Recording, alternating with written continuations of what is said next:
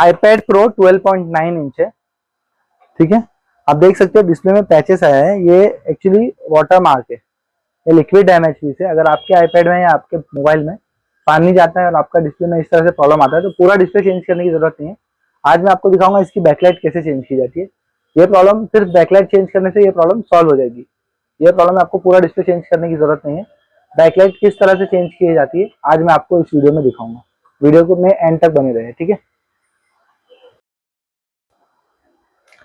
आज की ये वीडियो बहुत ही शानदार होने वाली है।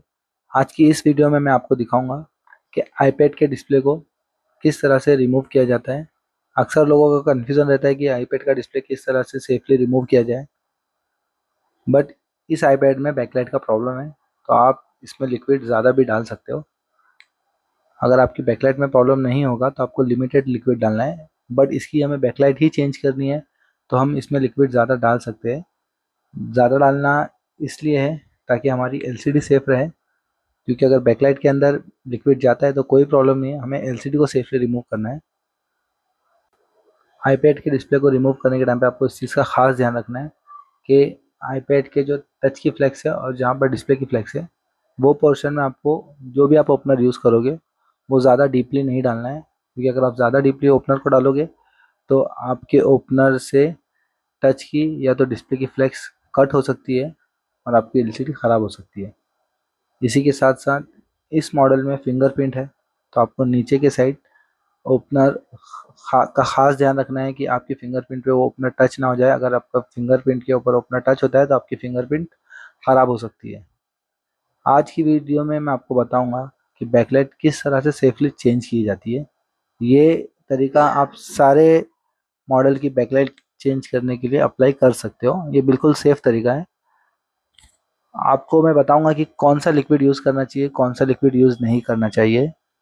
कुछ लिक्विड ऐसे होते हैं जो बिल्कुल सेफ होते हैं, अगर वो ज़्यादा भी यूज़ हो जाएंगे आपसे तो उससे डिस्प्ले को कोई प्रॉब्लम नहीं होगा। और अगर आपको बैकलाइट चेंज नहीं करना है, आपको कुछ और काम करना है आईपैड में हार्डवेयर का या कुछ और काम के लिए आप खोल रहे हो आईपैड को, तो आपको बहुत ज़्यादा लिक्विड का यूज़ नहीं करना है, ठीक है।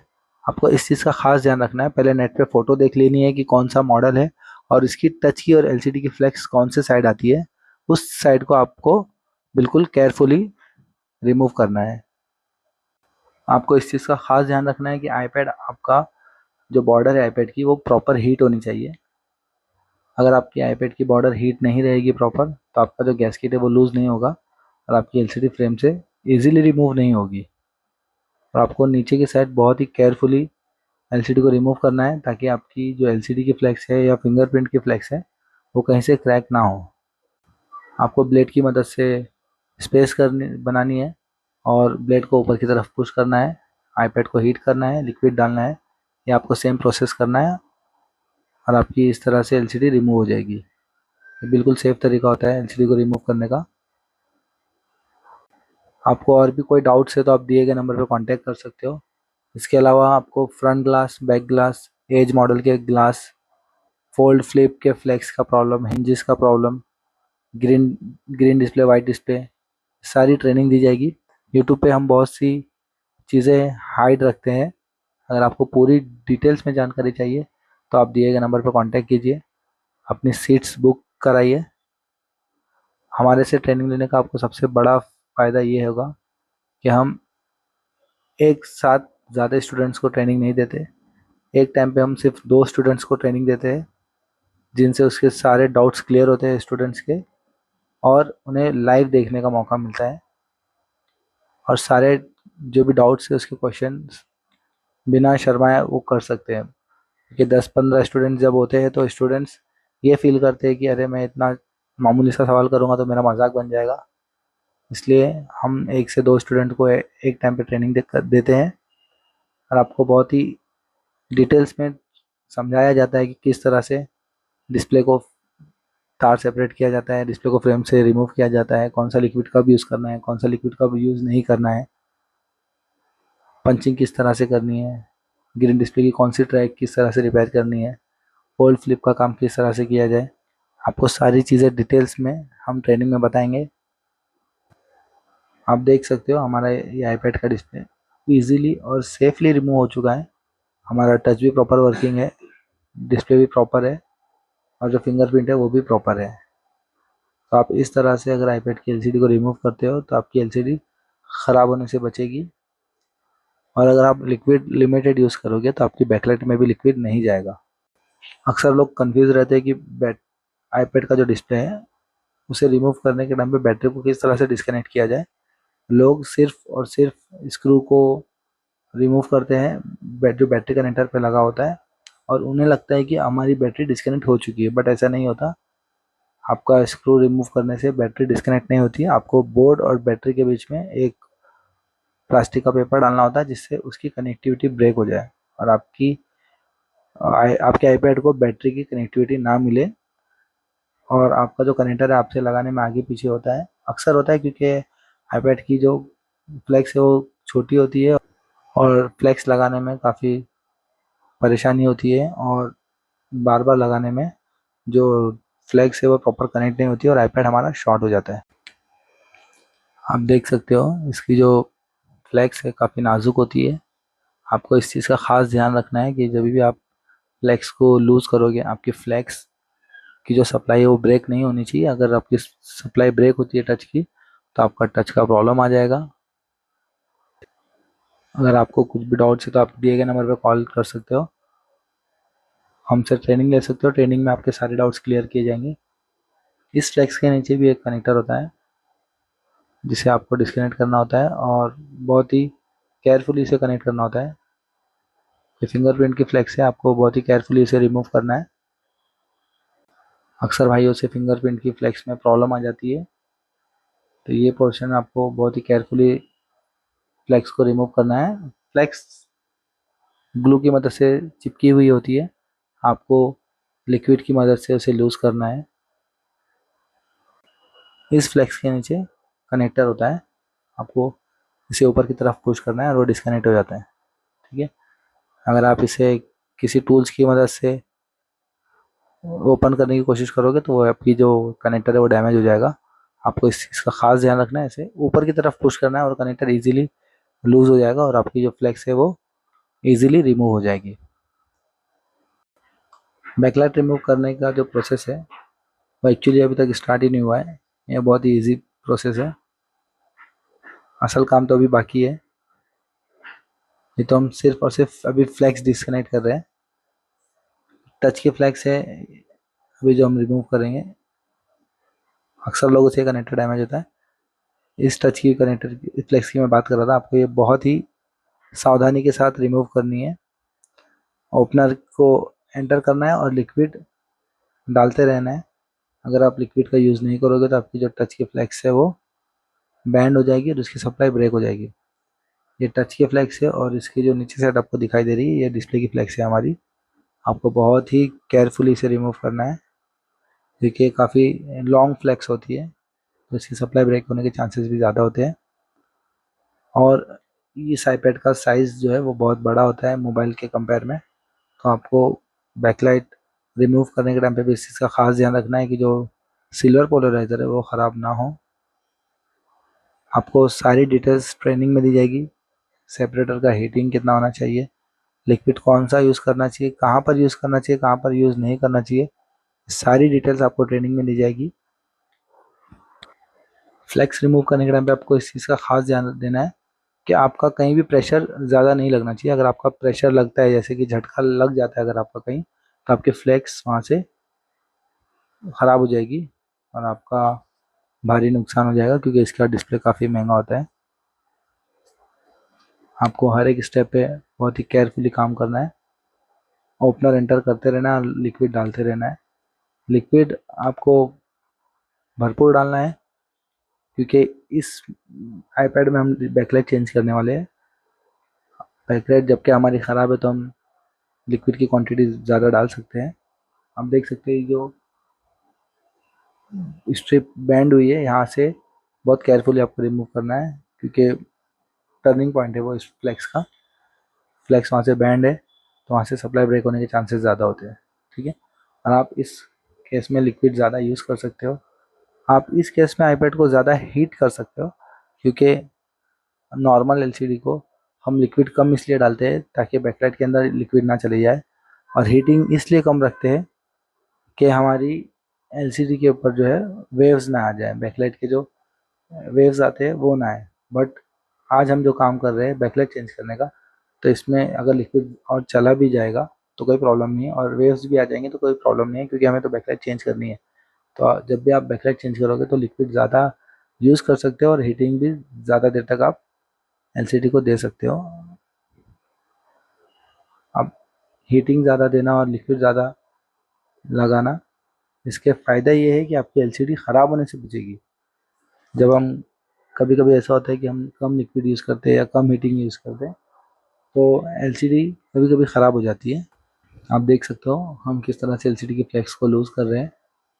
आईपैड की जो एलसीडी फ्लेक्स होती है ये पूरी तरह से ओपन नहीं होती है, जिस तरह से हमारी डिस्प्ले की एलसीडी ओपन होती है नॉर्मल डिस्प्ले की, उसी तरह आईपैड की एलसीडी की जो फ्लेक्स है वो पूरी तरह से ओपन नहीं होती। ये अराउंड 30 to 40 डिग्री ओपन होती है, 90 डिग्री पूरी ओपन नहीं होती, मतलब ये पूरी स्ट्रेट नहीं होती। प्लस जो फ्लेक्स है उसके ऊपर कंपनी एक कोटिंग देती है ताकि हमारी स्ट्रिप जो है वो डिस्प्ले स्ट्रिप सेफ रहे। आपको उस कोटिंग को भी कट करना है, उस लेयर को, ब्लैक कलर की लेयर होती है पेपर की, उसे आपको कट करना है।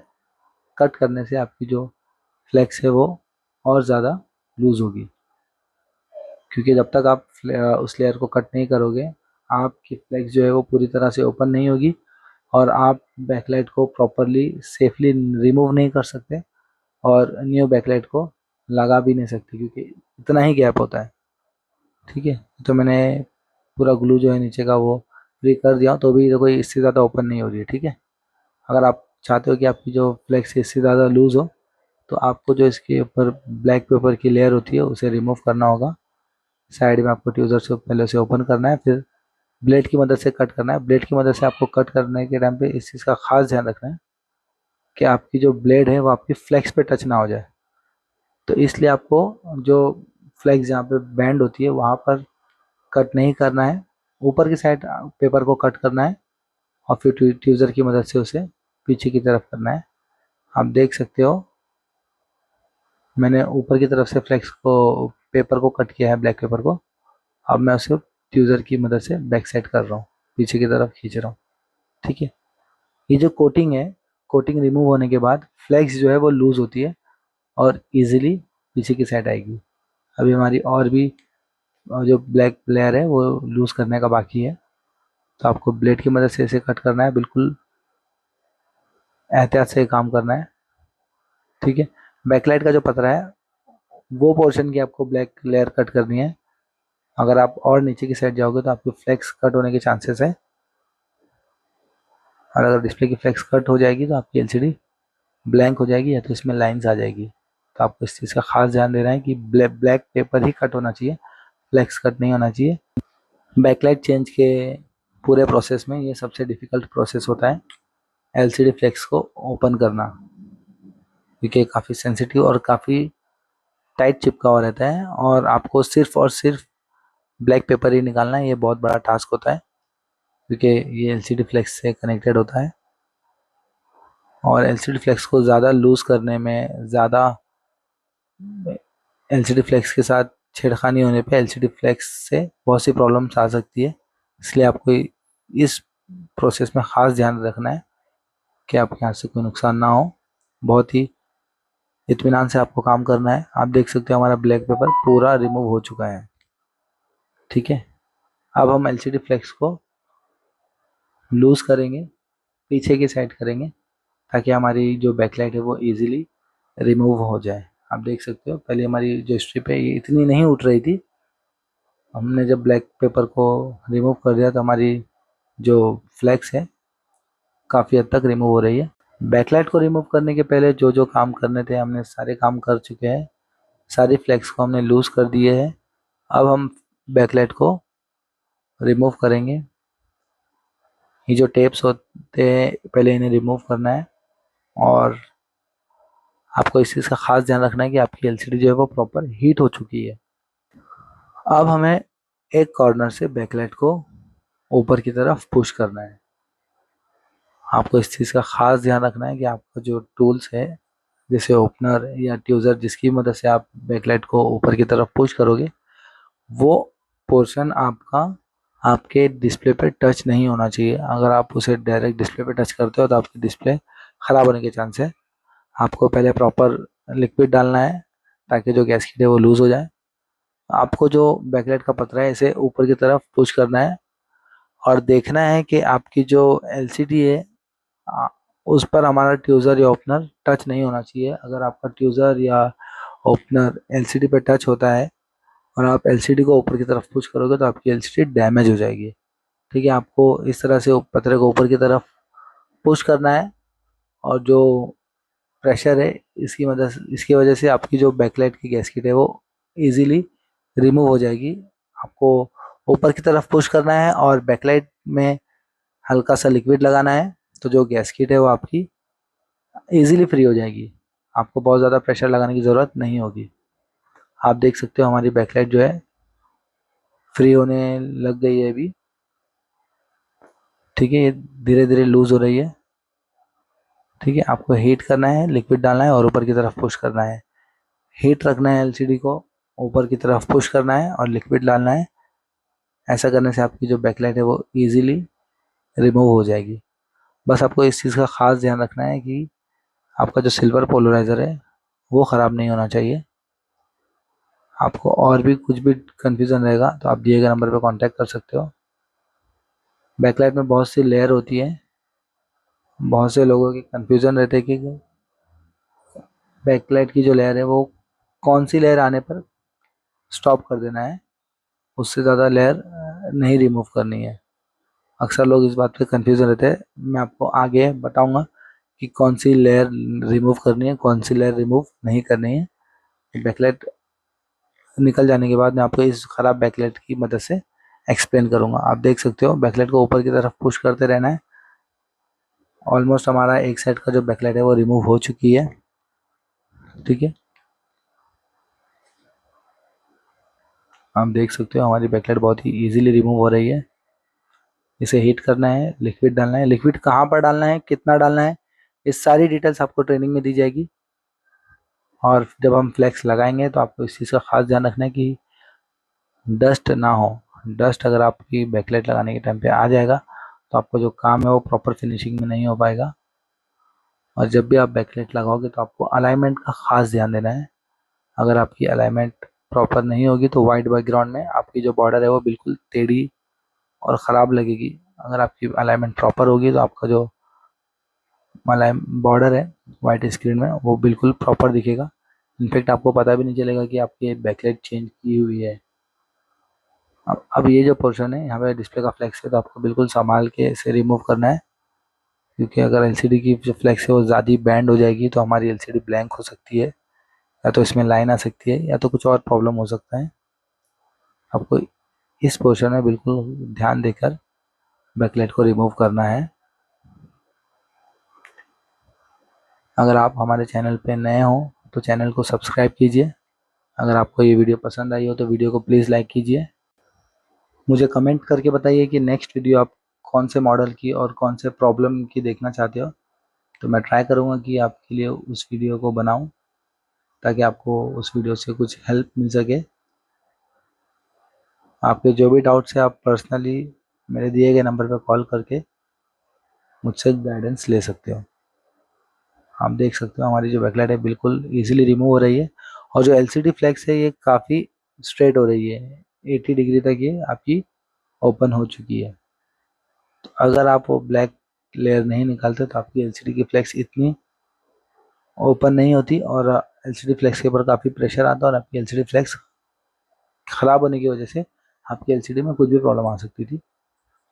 ये जो नीचे का पोर्शन होता है यहाँ पे आपको बिल्कुल केयरफुली काम करना है, क्योंकि जो एलसीडी की लेंस होती है वो भी डैमेज नहीं होना चाहिए और जो बॉर्डर में गैस्केट लगी होती है ये बहुत ही स्ट्रांगली स्टिक होती है, बहुत ही स्ट्रांगली चिपकी हुई रहती है। आपको इस पोर्शन में खास ध्यान देना है कि आपकी जो सिल्वर पोलराइजर है वो भी ख़राब ना हो और आपकी जो नीचे की लेंस होती है वो भी ख़राब ना हो। अगर आपकी लेंस क्रैक होती है तो आपकी एलसीडी में लाइन आ जाएगी। तो आपकी एलसीडी डैमेज दिखेगी। आप देख सकते हो हमारा सिल्वर पोलराइजर कहीं से भी ख़राब नहीं हुआ है।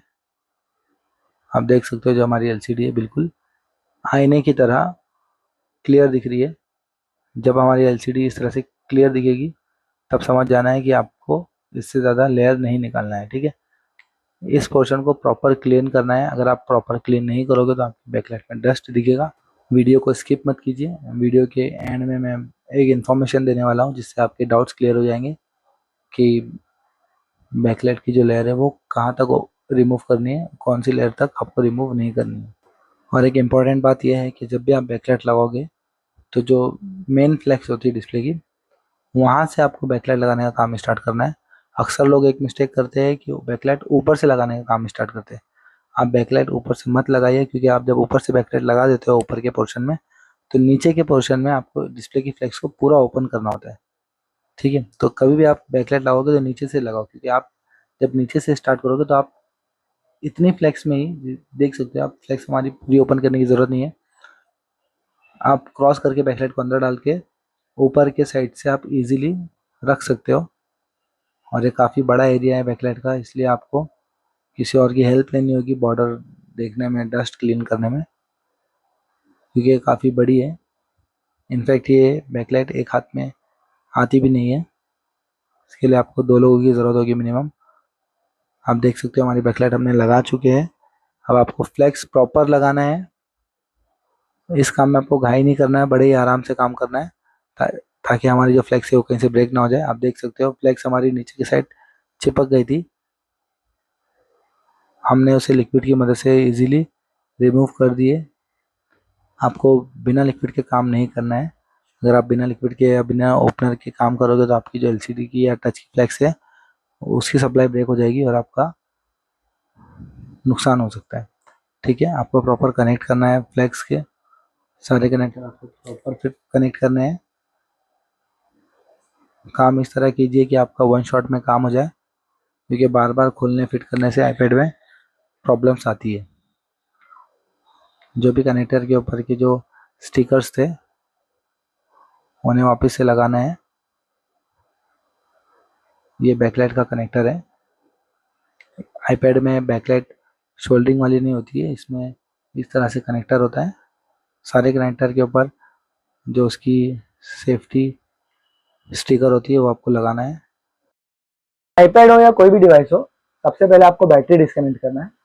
और कनेक्टर को कनेक्ट करने के पहले बैटरी डिस्कनेक्ट रहनी चाहिए आपकी। ठीक है, अगर आपकी फ़ोन की बैटरी कनेक्ट है और अगर आप कोई भी कनेक्टर उस पर कनेक्ट करते हो, जैसे डिस्प्ले लगाते हो या कोई भी फ्लेक्स लगा रहे हो बोर्ड पे, अगर आपकी फ्लेक्स प्रॉपर कनेक्ट नहीं होगी, आपस में अगर शॉर्ट हो जाएगी, तो आपके मोबाइल में कुछ भी प्रॉब्लम आ सकता है। या तो लाइट ऐसी उड़ सकती है, या तो फ़ोन आपका शॉर्ट हो सकता है, डेड भी हो सकता है। मोस्टली आईपैड में ये केस होता है कि आपका आईपैड शॉर्ट हो जाता है, या तो लाइट आईसी खराब हो जाती है, या तो लाइट सेक्शन में प्रॉब्लम आता है। इसलिए आपको क्या करना है, सबसे पहले आईपैड में बैटरी डिस्कनेक्ट करना है। और लोग कंफ्यूज होते हैं कि आईपैड की बैटरी डिस्कनेक्ट किस तरह से की जाए। तो आपको मैं बताता हूँ, जो कनेक्टर के ऊपर एक स्क्रू होता है, आपको क्या करना है, स्क्रू रिमूव करना है और बोर्ड और बैटरी कनेक्टर के बीच में कोई भी प्लास्टिक डालनी है आपको।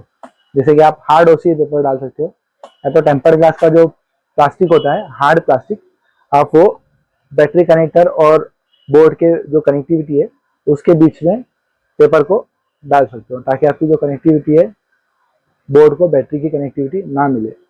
ठीक है, अगर आपके बोर्ड को बैटरी की कनेक्टिविटी मिल रही है और उस दौरान अगर आप आईपैड का कनेक्टर लगा रहे हो, डिस्प्ले कनेक्टर या टच कनेक्टर, तो ये काफ़ी डिफिकल्ट होता है, क्योंकि आईपैड की जो फ्लेक्स है वो छोटी होती है डिस्प्ले और टच की, लगाने में आपके हाथ से ऊपर नीचे होता है और आपका आईपैड इस तरह से शॉर्ट होता है। तो आपको कभी भी अगर आप आईपैड का काम करोगे तो आपको क्या करना है, बैटरी को डिस्कनेक्ट करना है। ठीक है, आप डिस्कनेक्ट किस तरह करोगे, मैंने आपको बताया, स्क्रू निकालना है और बोर्ड को हल्का सा उठाना है और बैटरी कनेक्टर और बोर्ड के बीच में पेपर डालना है प्लास्टिक के ऊपर। ठीक है, इस तरह से आपका काम बिल्कुल सेफ रहेगा, आपके आईपैड में कोई भी प्रॉब्लम नहीं आएगी। आपको मैं लाइव करके दिखाता हूँ। ठीक है, दिखाओ, मैंने इसमें न्यू बैकलाइट लगा दिया है। आपको बैकलाइट लगाने के टाइम पे इस चीज का खास ध्यान रखना है कि आपका जो अलाइनमेंट है वो बिल्कुल प्रॉपर होना चाहिए। ठीक है, ये हमारी ओल्ड बैकलाइट है। ठीक है, इसको हमने रिमूव किया है। सबसे इंपॉर्टेंट चीज बैकलाइट में ये होता है, जिस तरह से जब आप फ्रंट ग्लास निकालते हो तो पोलराइजर को कट नहीं करना है, क्योंकि पोलराइजर अगर कट हो जाएगा तो आपकी फिनिशिंग प्रॉपर नहीं आएगी। आप पोलराइजर भी चेंज कर सकते हो। ठीक उसी तरह बैकलाइट के नीचे सिल्वर पोलराइजर होता है। ठीक है, जो फ्रंट ग्लास के नीचे होता है वो ब्लैक पोलराइजर होता है, पोलराइजर रहता है लेकिन वो ब्लैक कलर का होता है। और बैकलाइट के पीछे जो पोलराइजर होता है वो सिल्वर कलर का होता है, इसलिए इसको सिल्वर पोलराइजर बोला जाता है। अक्सर लोगों से बैकलाइट निकालने के टाइम पे सिल्वर पोलराइजर कट हो जाता है, या तो उस पर स्क्रैचेस आ जाते हैं, या तो बैकलाइट के साथ वो भी थोड़ा बहुत निकल जाता है। वो जितना निकलेगा आपकी फिनिशिंग उतनी ही खराब होगी। ठीक है, सिल्वर पोलराइजर भी मार्केट में अवेलेबल होता है, लेकिन वो काफ़ी डिफिकल्ट होता है लगाना, और आईपैड के तो काफ़ी हद तक सक्सेस भी नहीं है। तो आपको इस चीज़ का ध्यान रखना है कि सिल्वर पोलराइजर आपका खराब नहीं होना चाहिए। अब लोगों को कंफ्यूजन रहता है कि सिल्वर पोलराइजर कैसे पता चलेगा कि ये पोर्शन ही एक्चुअली सिल्वर पोलराइजर है। तो ये बहुत सारी लेयर होती है। जब आप बैकलाइट निकालते हो तो आपको कभी लोगों से ये निकल जाता है, ठीक है, पहला, उसके बाद ये निकलता है। तो लोग एक्चुअली इस पेपर को सिल्वर पोलराइजर समझते हैं, इस पेपर को। ठीक है, मैं आपको बताता चलूं, सिल्वर पोलराइजर मिरर की तरह क्लियर दिखता है। आपको ये लेयर को तब तक निकालना है जब तक आपको आपका फेस क्लियर नहीं दिखे। जो सिल्वर पोलराइजर में आपको मिरर की तरह पूरा क्लियर दिखेगा, तब आप समझ जाइए कि आपका वो सिल्वर पोलराइजर है और आपको स्टॉप कर देना है। उसके बाद कोई भी लेयर को नहीं निकालना है। अगर आप सपोज स्टार्ट कर रहे हो बैकलाइट को उठाना, आपने ये सारी लेयर निकाल दी है, ठीक है, और जो बैकलाइट में पानी या लिक्विड जाता है मोस्टली इस पेपर के जाने से खराब होता है। ठीक है, तो अगर आपकी बैकलाइट में थोड़ा सा कॉर्नर में अगर आपकी बैकलाइट है तो आपको सेपरेट, आप उसको सेपरेटर पर रख के भी सुखा सकते हो, बहुत मामूली अगर पानी गया होगा तो। ठीक है, आपको इस तरह से पतरा निकालना है। इस लेयर को, ये जब आप इस लेयर पे पहुंचोगे तो इसको भी निकालना है।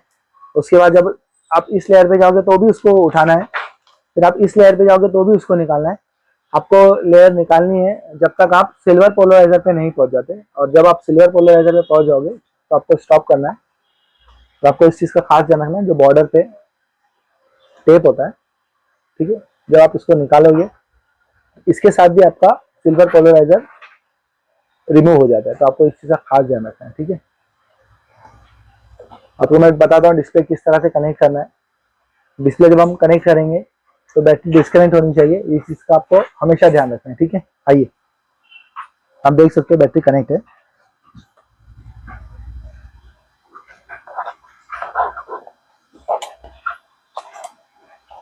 आप देख सकते हो ये हमारा, ठीक है,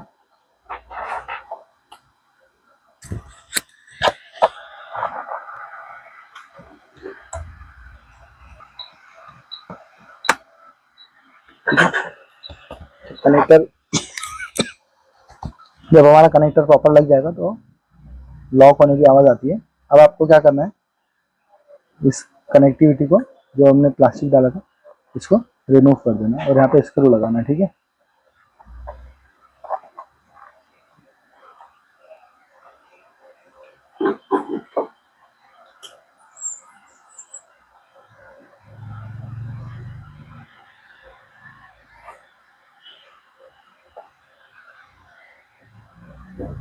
आप देख सकते हो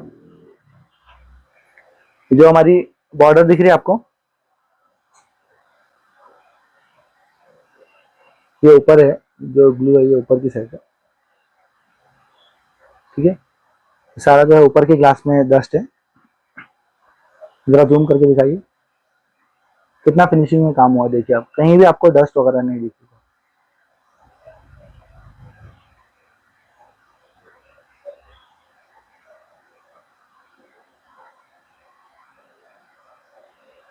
ये सारे जो डस्ट है ये ऊपर की साइड है, अंदर की साइड डस्ट नहीं है।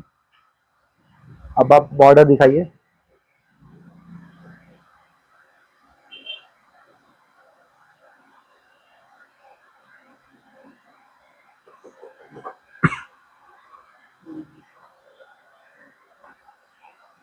टच में भी देखिए कोई प्रॉब्लम नहीं है।